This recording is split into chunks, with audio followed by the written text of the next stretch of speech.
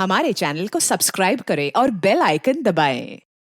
16 वर्षीय रोहित ठाकुर का कत्ल हो गया था और 3 महीने बाद उसकी लाश की शिनाख्त हो पाई। अब पुलिस और रोहित के माता पिता के सामने 2 सवाल थे कि रोहित को किसने मार डाला और क्यों। देखते हैं इस दर्दनाक केस का दूसरा और आखिरी भाग, क्राइम पेट्रोल सतर्क।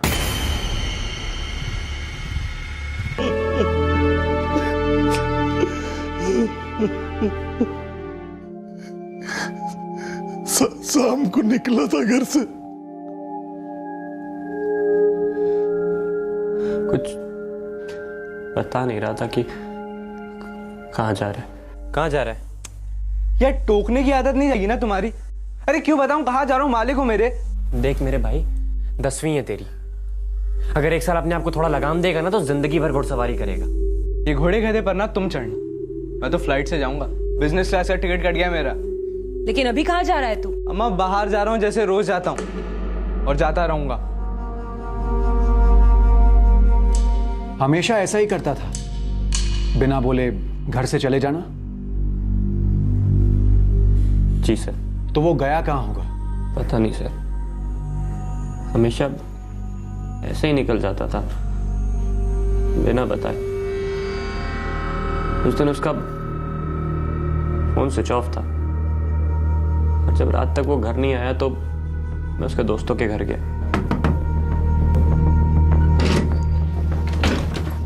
अब काकी पुनीत है? क्या हुआ? रोहित का है? वो तो शाम को अड्डे पर चाय पीकर निकल गया था कहीं। हाँ, चाय के अड्डे पर आया था, कटिंग मारा और कट लिया। हाँ लेकिन कहाँ कट लिया? रोहित अब तक किसी को बताया वो कहाँ जा रहा है, क्यों जा रहा है? तो पुनीत बेंद्रे और सलीम कुरैशी के अलावा उसके और कोई दोस्त थे? नहीं सर, जहाँ तक मुझे मालूम है यही 2 थे। उसके पास कितने मोबाइल थे? एक ही था। नंबर 2। 444 876787। हमने क्राइम सीन को कम से कम 3 बार पूरा स्कैन किया, लेकिन मोबाइल कहीं मिला नहीं। मतलब रोहित का फोन शायद वहां पर था ही नहीं, या फिर हत्यारा ले गया होगा।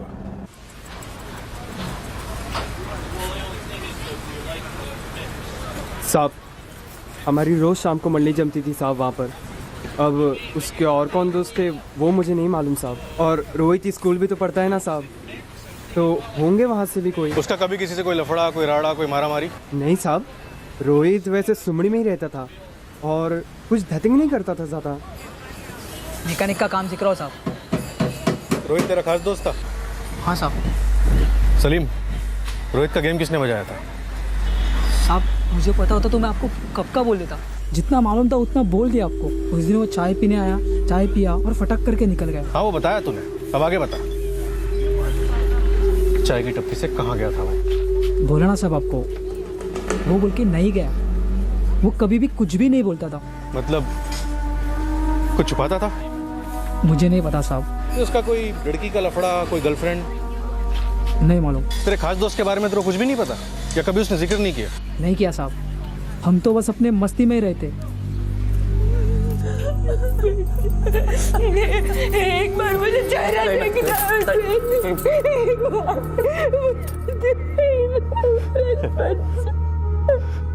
और तू नहीं देख पाएगी।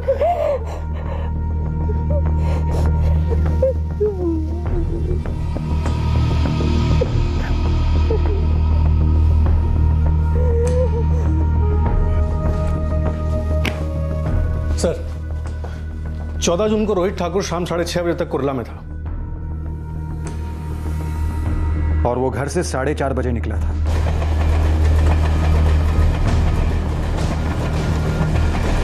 उसके बाद उसके सेलफोन का लोकेशन अंधेरीज था जहां वो रहता था। रोहित अपने दोनों दोस्त पुनीत और सलीम के साथ चाय की टपरी पर था और ठीक 8 बजे वहां से निकला। चलो भाई लोग, अपन कल टेस्ट। Bye bye. चल कल मिलते। चल कल आजा। हाँ। रात के 9 बजे वो पार्क में पहुंचा, जो उसके घर से 4 किलोमीटर की दूरी पर है। पोस्टमार्टम रिपोर्ट के हिसाब से मौत लगभग रात के 10:30 बजे हुई थी, आधा घंटा आगे पीछे। रोहित शराब पी रहा था। उसके ब्लड स्ट्रीम में से शराब के ट्रेसेस पाए गए हैं। खून में अल्कोहल के स्ट्रॉन्ग ट्रेसेस भी हैं। क्राइम सीन पर से स्टायरोफोम के 4 कप्स पाए गए, सब में से शराब की बू आ रही थी। तो इसका मतलब वो वहां 3 और लोगों के साथ था। सर वो अपने 2 खास दोस्तों को चाय की टपरी पर ही बाय बाय बोल के निकला था। तो फिर ये 3 नए लोग कौन है? सर एक नंबर है 4447689888। रोहित की इस नंबर पे काफी बातें होती थी। फोन का लोकेशन कुरला है। कोई लड़की है? हाँ सर, आरती यादव। इन्वेस्टिगेशन आखिरकार एक एंगल पर आकर टिक गई थी। आरती यादव कौन थी ये लड़की जिसकी रोहित ठाकुर के साथ हर रोज और कभी कभार दिन में 2-3 बार बातें होती थी? क्या ये आरती यादव ही इस हत्या का मुद्दा थी?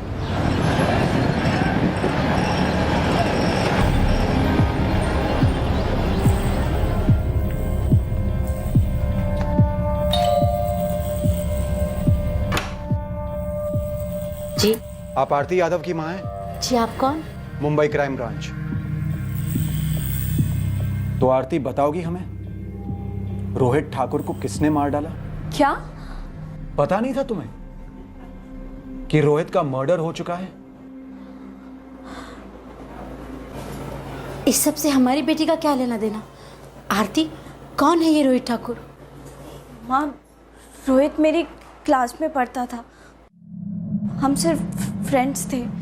सिर्फ फ्रेंड था? हाँ सर, सिर्फ फ्रेंड था। मुझे यकीन नहीं हो रहा है कि रोहित का मर्डर हुआ है। हमारे पास तुम्हारे फोन रिकॉर्ड्स हैं। हम जानते हैं तुम हर दिन रोहित से बातें करती थी फोन पर घंटों तक। और जिस दिन रोहित का मर्डर हुआ वो यहां कुरला आया था। शायद तुमसे मिलने आया होगा। मिला था वो तुमसे?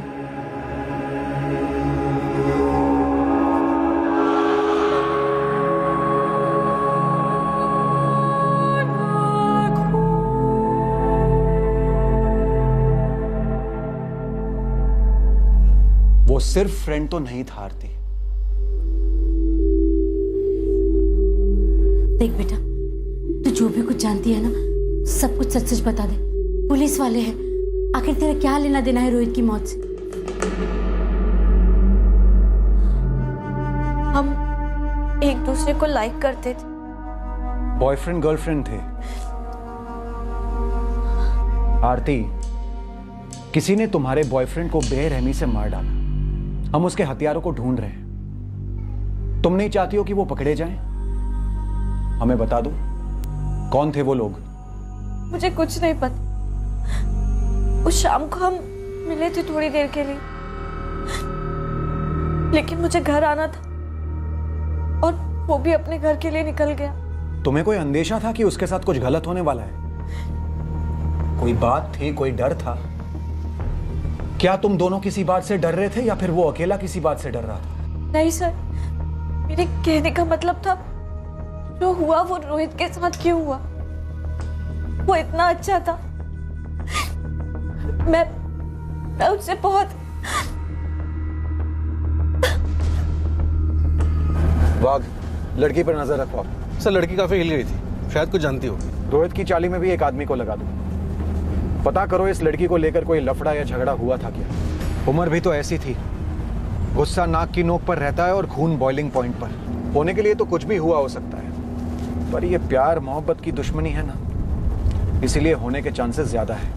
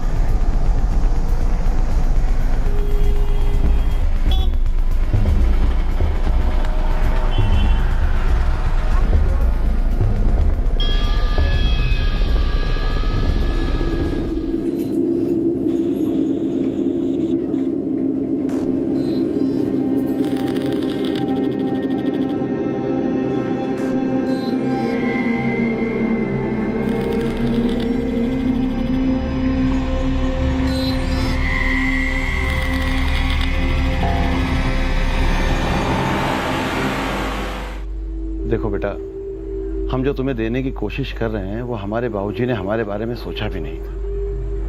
खिलाने के पैसे नहीं थे तो पढ़ाते कहाँ से? बेटा तुम किस्मत वाले हो कि तुम्हें पढ़ने का मौका मिल रहा है। थोड़ा फास्ट फॉरवर्ड में बोलेंगे, मतलब जल्दी।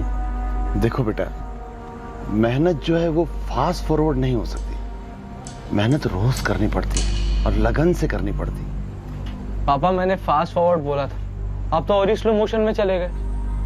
ठीक है सुनो, आज से तुम्हारा रात देर तक घर से बाहर रहना बंद, और तुम्हारे जो ये लफंगे आवारा दोस्त है ना, इनके साथ घूमना फिरना बंद। देखो बेटा, हो सके तो इनको अपनी गाड़ी से उतार दो, नहीं तो तुम्हारी गाड़ी जो है वो चल नहीं पाएगी, और मंजिल मिलने से तो रही। हो गया पापा आपका?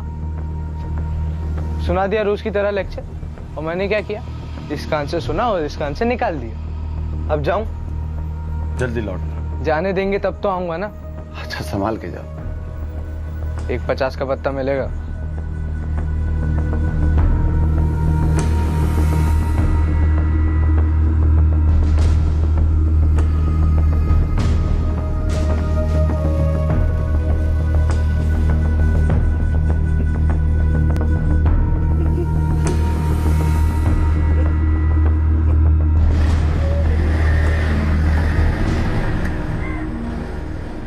जिद्दी था, मुंहफट था, बाप का लाडला था, ये हम जानते हैं उस्मान। कुछ एक्शन की बात बोल। एक्शन की बात तो ये है कि रोहित ठाकुर के खिलाफ एनसी दर्ज है इधर के पुलिस थाने में। वो और उसके दो चचेरे भाई गणेश और विजय ठाकुर, वो दोनों के खिलाफ भी एनसी दर्ज है यहाँ पे। मैटर क्या था? मैटर असॉल्ट का था। किस पर असॉल्ट किया था इन रोहित, विजय और गणेश ने? एक सूरज राणे है, ये उसी चाल में रहता है जहाँ रोहित ठाकुर रहता था, रोहित ठाकुर के घर के पास।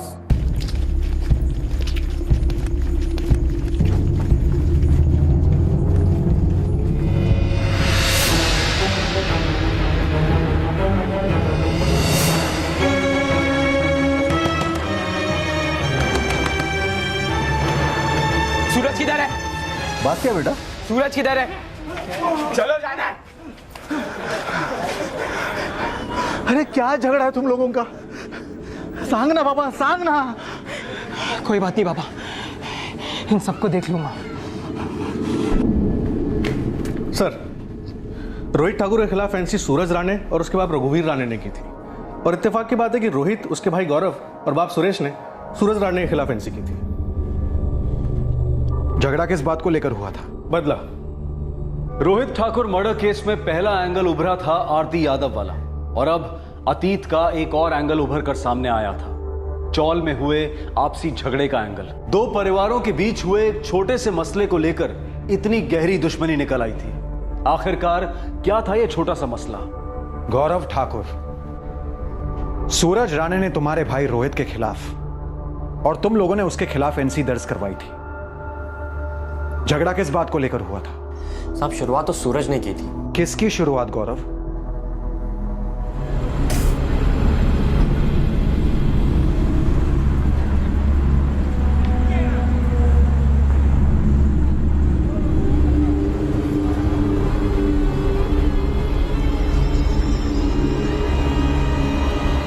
यार क्या माल थी वो लड़की। हाँ यार क्या झकास दिया।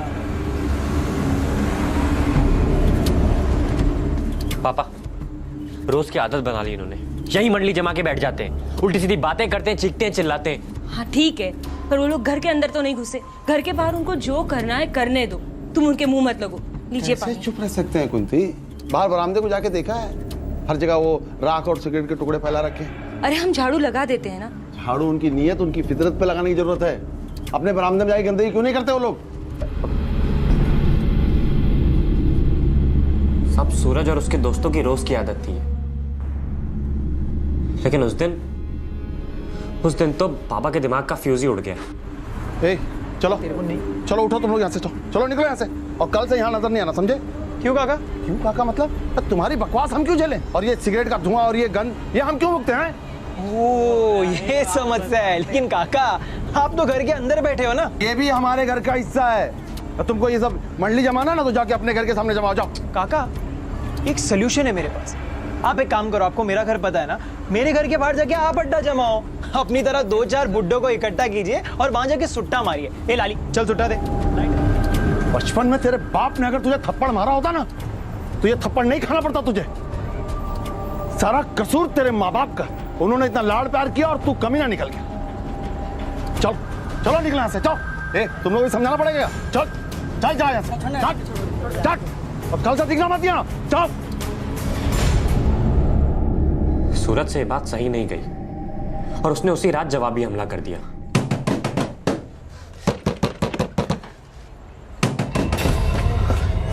क्या हुआ पापा को? सुना कोई झगड़ा हुआ था? सूरज राणे आया था अपने आदमियों के साथ और ये हालत करके गया। तो तुम क्या कर रहे थे? बांसुरी बजा रहे थे? रोहित अपना मुंह बंद रख। कम से कम मैं पापा के पास था और उन्हें बचाने की कोशिश कर रहा था। तू कहाँ था? जी कहाँ करवाए डॉक्टर साहब? अपना आरोग्य भवन हॉस्पिटल ठीक रहेगा। आता हूँ मैं। साहब मैंने रोहित को बुलवाया था लेकिन सिर्फ इसलिए ताकि पापा को अस्पताल ले जाने में मदद मिल सके, लेकिन वो तो इस तरह से बिना बताए चला गया कि मुझे समझ में ही नहीं आया उसके दिमाग में चल क्या रहा था। रोहित कहाँ है तू? रोहित पापा को अस्पताल लेके जाना है। अरे एक्सरे निकलवाना है, तेरी जरूरत पड़ेगी। और तो और पुलिस रिपोर्ट भी करनी पड़ेगी, डॉक्टर साहब ने बोला है। हाँ ठीक है, मैं आता हूँ। जब रोहित क्लिनिक आया तो उसके साथ गणेश भाई और विजय भाई थे, मेरे चाचा के लड़के। मुझे ऐसा लगा कि पापा की मदद करने के लिए ये इन दोनों को लेके आया है। किसी ने सूरज और उनके घर पर हुई मारामारी का जिक्र नहीं किया? एक शब्द भी नहीं सर। मैंने जैसे ही पापा को अस्पताल में भर्ती कराया तो उन्होंने मुझे बताया ये पुलिस केस है और हमें जाके रिपोर्ट लिखानी पड़ेगी। तो मैं रोहित के साथ विजय भाई और गणेश भाई को लेकर रिपोर्ट लिखाने गए और माँ पापा के पास में ही थी। फिर मुझे पुलिस स्टेशन जाके मालूम पड़ा कि रोहित ने सूरज के साथ क्या किया।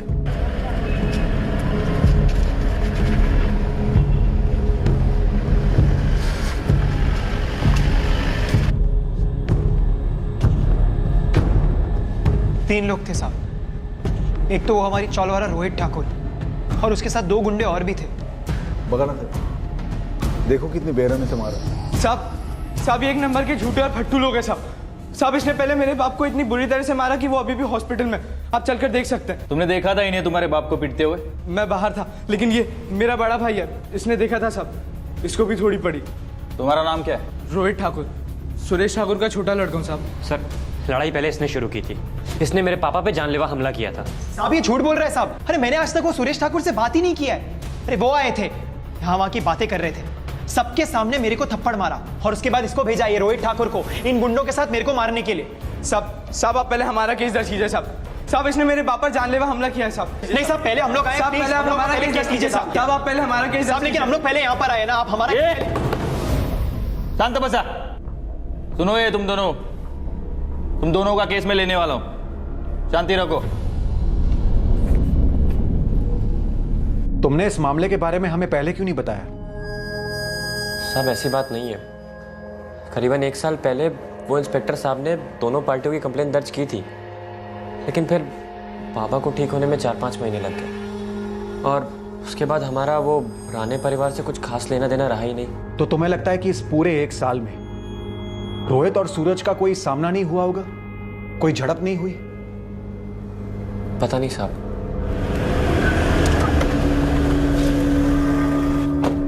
सर सूरज का फोन अभी भी स्विच ऑफ आ रहा है। इतनी कम उम्र में इतना गुस्सा, इतनी भयंकर बदले की भावना कहां से आती है? ताज्जुब होता है।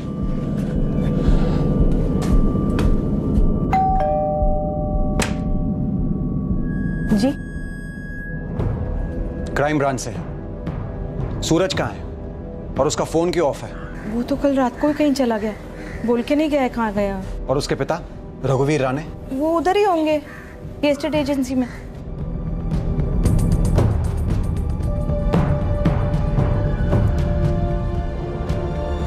साहब मैं मानता हूं कि मेरा बेटा थोड़ा गुस्से वाला है, लेकिन साहब सूरज कभी किसी का खून नहीं करेगा। रघुवीर जी, आपका बेटा सूरज कल रात से घर नहीं लौटा है। उसका मोबाइल भी ऑफ है। कहां गायब हो गया है आपका बेटा? साहब मैं भी परेशान हूं इस बात से, लेकिन साहब ये सूरज की पुरानी आदत है। वो दोस्तों के साथ कहीं चला जाता है तो रात रात भर घर पे नहीं आता, कभी कभी तो दूसरे दिन सुबह आता है घर पे।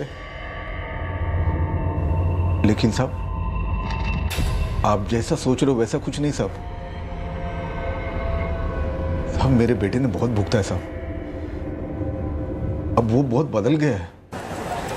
साहब कौन सा भी बिल में घुस के बैठने दो, अपना नेटवर्क के बाहर नहीं जा सकता। कोई खबर है क्या सूरज का हाथ होने की? अभी तो मैंने मार्केट में बॉल डाला ही है, जैसे ही बॉल टप्पा खाएगा कोई ना कोई तो शॉट जरूर मारेगा। खबर आएगी साहब, पक्का आएगी। लेकिन हाँ एक बात बोलनी थी आपको। क्या बोलनी थी? ये सूरज का बायोडेटा निकाला है मैंने, इसमें रोहित में कुछ ज्यादा फर्क नहीं है। दोनों अपनी फैमिली के लाडले बच्चे, एकदम चिड़चिड़े और बिगड़े हुए, किसी की नहीं सुनते। क्या भुगता था आपके बेटे ने और बदल गया का क्या मतलब? साहब ये आपसे बेहतर कौन जान सकता है। एक बार इंसान जेल के अंदर चला गया तो वो कुछ और ही बनकर बाहर निकलता है। या तो खूंखार आदमी या फिर पछताने वाला इंसान। जेल क्यों हुई थी सूरज को, और ये पछतावा किस बात का? हाँ, इस केस के दौरान हमें पता चला कि इस सूरज ने ऑटो ड्राइवर सुरेश ठाकुर पर हमला किया था। सुरेश ठाकुर की हालत बहुत खराब थी, काफी बुरी तरह चोटें आई थी। तो सूरज को सजा हुई इस केस में? हाँ हुई, पड़ोसी विटनेस थे, स्ट्रॉन्ग केस बना, चार्जेस भी साबित हुए।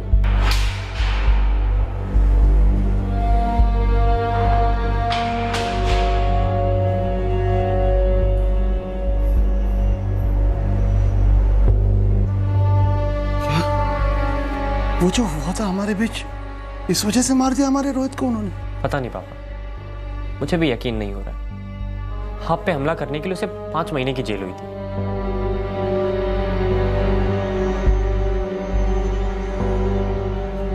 साहब जेल ने उसे पूरी तरह तोड़ दिया था। जेल की जिंदगी वो झेल नहीं पाया। मैं जब भी उसे मिलने जाता था वो बच्चों की तरह रोता था साहब। बाबा मैं कुछ भी करने को तैयार हूँ, सुधर जाऊंगा, काम पे लग जाऊंगा, जैसा आप बोलोगे वैसा करूंगा।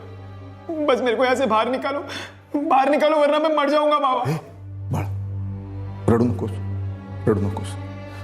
देख मैं तेरी जमानत करने की पूरी कोशिश कर रहा हूँ। बाबा मैं कसम खाने को तैयार हूँ, आज के बाद कोई गलत काम नहीं करूंगा। प्लीज मेरे को यहाँ से बाहर निकालो बाबा, प्लीज। साहब 5 महीने बाद में उसकी जमानत करवा पाया, लेकिन साहब जब से सूरज घर पर आया है कुछ बदल सा गया है। छोटी छोटी बातों पर पलट कर जवाब देने वाला सूरज अब बिल्कुल शांत हो गया है।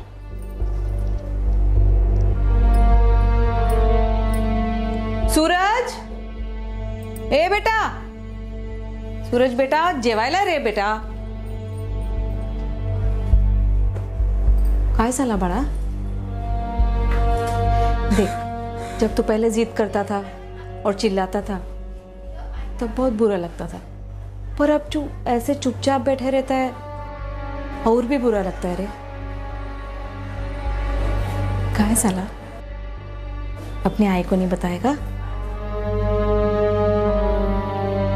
रघुवीर जी, अगर आपका बेटा इतना शांत हो गया है और इतना सुधर गया है तो फिर वो गायब क्यों है और उसका मोबाइल क्यों ऑफ है? कहाँ छुपा है वो? अब अगर वो भागा है तो मुझे मालूम है वो क्यों भागा है। क्योंकि उसे डर है कि हम उस पर शक करेंगे। बिल्कुल सर, किसी भी सूरत में वो दोबारा जेल नहीं जाना चाहता, और हम उसे किसी भी सूरत में बिना उससे पूछताछ किए उसे खुला नहीं छोड़ सकते। तब आपको कैसे समझाऊं कि सूरज कभी कोई गलत काम नहीं कर सकता? हाँ तो ठीक है ना, एक बार उसे हमसे मिलवा दीजिए। हम इतने सालों से ये काम कर रहे हैं, थोड़ी बहुत समझ है हमें। बंदे को देखते ही समझ जाते हैं कि कौन कितने पानी में है। साहब 4 दिन से इस लड़की आरती यादव के आगे पीछे घूम रहा हूं।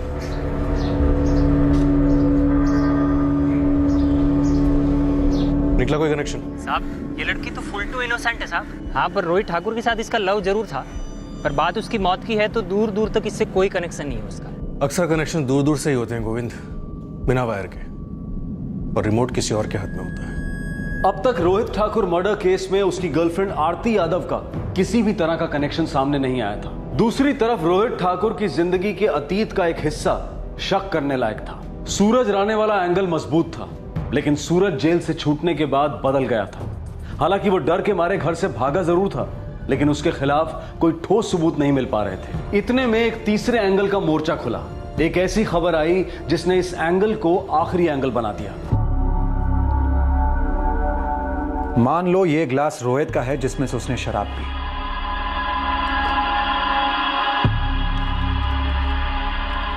इन दोनों को पहले ही हमें उठाकर निचोड़ लेना चाहिए था। उठा लाओ दोनों को।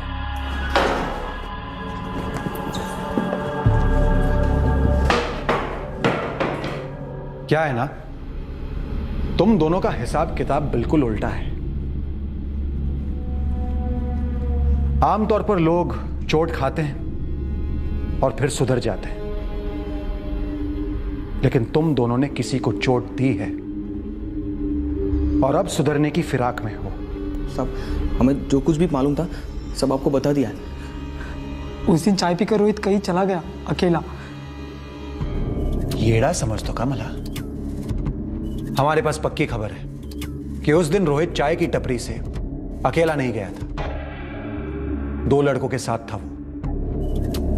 नाम सुना होगा तुम लोगों ने, पुनीत बेंद्रे और सलीम कुरैशी। साहब, अपनी चाली में एक चाय वाला है, बोलता उसने पक्का एक चीज देखा है। 14 जून की शाम को रोहित अकेला चाय की टपरी से नहीं गया था, उसके साथ पुनीत और सलीम भी गए थे।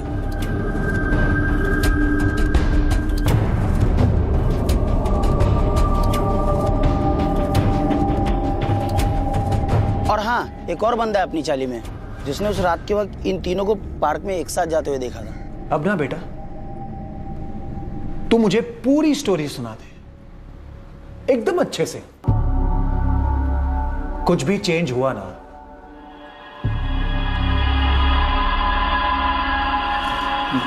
तो मैं तेरे इस थोबड़े का नक्शा चेंज कर दूंगा, तेरा भी।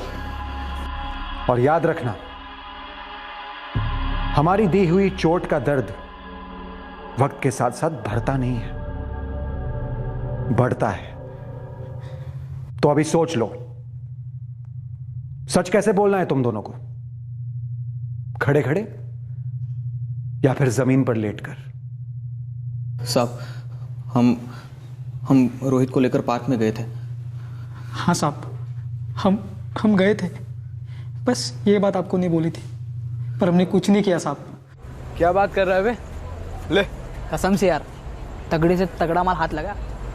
क्या बे सलीम, मेरे को भी नहीं बताया तूने तो है? अबे यार, तुम दोनों को सरप्राइज देने का सोच रहा था कि चाय शाय को गोली मारो, पार्क चलते हैं, एक एक क्वार्टर मारते हैं, पूरी खंबे का नशा हो जाएगा, गारंटी। चल चल।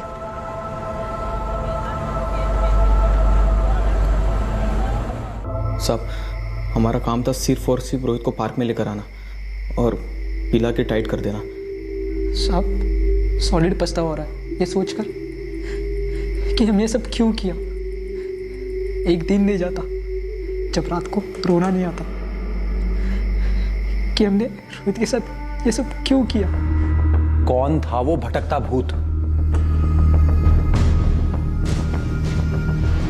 भाई साहब, जिसके लिए हम वो काम कर रहे थे, रोहित को पार्क तक लाने का काम, उसे टाइट करने का काम। नाम बोल। वो तुम दोनों का दोस्त है, तुम लोगों पे भरोसा करता है, इसलिए सिर्फ तुम लोग ही उसको मेरे पास अकेला ला सकते हो। और तू क्या करेगा उसके साथ? मार दूंगा। एड़ा साला है क्या तू? देख, हो गया होगा तू, लेकिन हम क्रैक नहीं है, समझा तू? अरे पागल हो गया ये। चल रहे सलीम, निकलते हम लोग। 25,000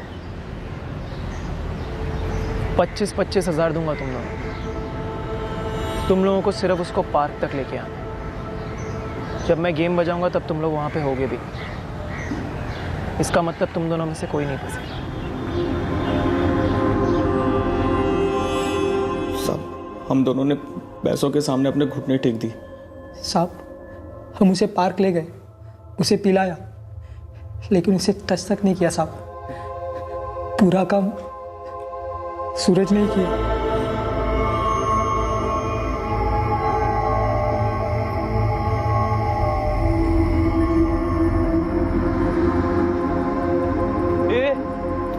तू क्या कर रहा है इधर? अबे ये क्या कर रहा है हमारी पार्टी में? मैं यहाँ इसलिए आया क्योंकि ये पार्टी मेरी है रोहित। इस पार्टी का स्पॉन्सर मैं हूँ, भटकता भूत सूरज राणे। ये हो क्या रहा है इधर? साला इसके साथ बैठ के पीऊंगा मैं? मेरे बाप पे हाथ डाला था, इसके साथ तो खड़े होकर मुंह तो पीना मैं। मेरे को भी शौक नहीं है तेरे साथ बैठ के दारू पीने का। मैं यहाँ सिर्फ अपना बदला पूरा करने आया हूँ। 5 महीने जेल में सड़ा मैं, तेरे और तेरे बाप की वजह से। अभी जा बे, समझ क्या रखा है? वो तुम दोनों सालों सच्ची में कोई भूत देख लिया क्या? ये दोनों मेरे लिए काम कर रहे हैं। इन दोनों का काम था तुझे मुझ तक पहुंचाना, और अब मेरा काम है तुझे ऊपर तक पहुंचाना। साहब हमने कुछ नहीं किया साहब। हाँ साहब, आई शपथ साहब, कुछ नहीं किया हम लोगों ने। सच बोल रहे हम साहब, कुछ नहीं किया। है? कुछ नहीं किया? अपने खास दोस्त के भरोसे का कत्ल किया, उसे उसके खूनी के हाथ में सौंप दिया, और कहते हो कुछ नहीं किया? तुम दोनों इस मर्डर में सूरज के साथ बराबर के भागीदार हो। हाँ आसमान बोल। ओके सर, सूरज राणा अंधेरी इसके लॉज पे छुपा बैठा है। चलो वश में करते हैं इस भटकते भूत को।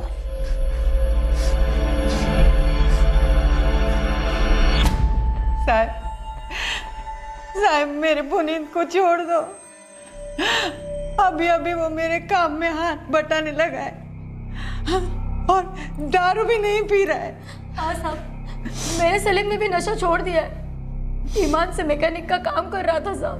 सालों बाद हमारी जिंदगी पटरी पर आई है। मेरा बेटा काम कर रहा है, पैसा कमा रहा है, अपने भाई बहनों का ख्याल रख रहा है। छोड़ दो उनको साहब, छोड़ दो। कैसे छोड़ दूं? उन दोनों ने अपने खास दोस्त रोहित को इतना बड़ा धोखा दिया।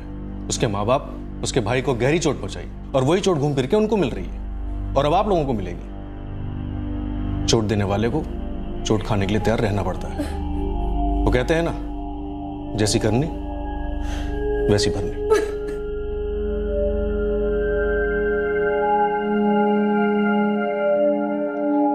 क्या हुआ करो? कौन है हमारे रोहित का हत्यारा? सूरज राणे अपनी जेल की सजा का बदला लिया हमारे रोहित से। हे भगवान,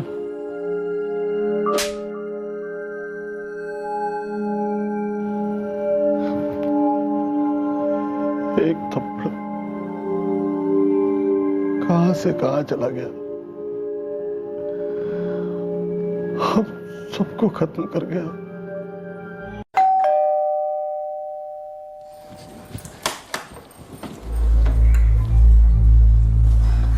काय झालं? कुछ पता चला सूरज का? अहो तुम्ही काही बोलत का नाही?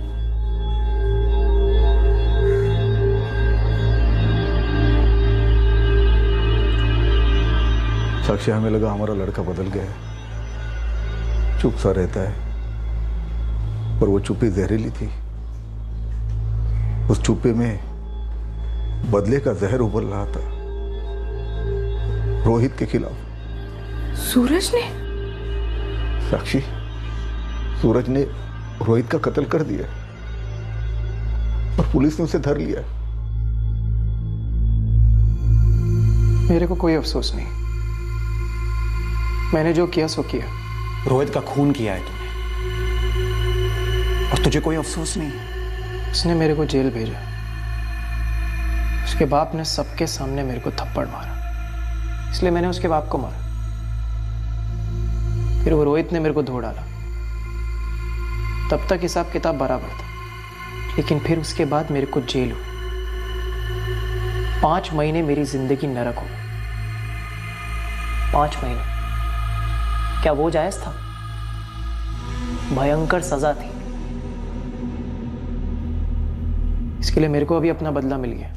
तुझे लगता है रोहित को मारकर तेरा बदला पूरा हो गया? उसने मेरे को चोट दी,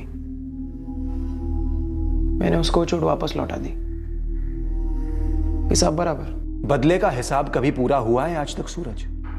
तूने खुद को चोट दी है, इस बात को गिना तूने अपने इस बदले के हिसाब में। अब तुझे सजा होगी और जेल में यह चोट दिन ब दिन बढ़कर नासूर बनेगी। और तूने अपने मां बाप को जो चोट दी है उसका क्या? उनका जीना दुश्वार हो गया है। अब वो दिन ब दिन ना सिर्फ तेरी याद में तड़पेंगे बल्कि इस पछतावे में जलेंगे कि उन्होंने तुझे इतना लाड क्यों दिया। एक इंसान को हैवान क्यों बनने दिया। Shame on you Suraj, shame on you.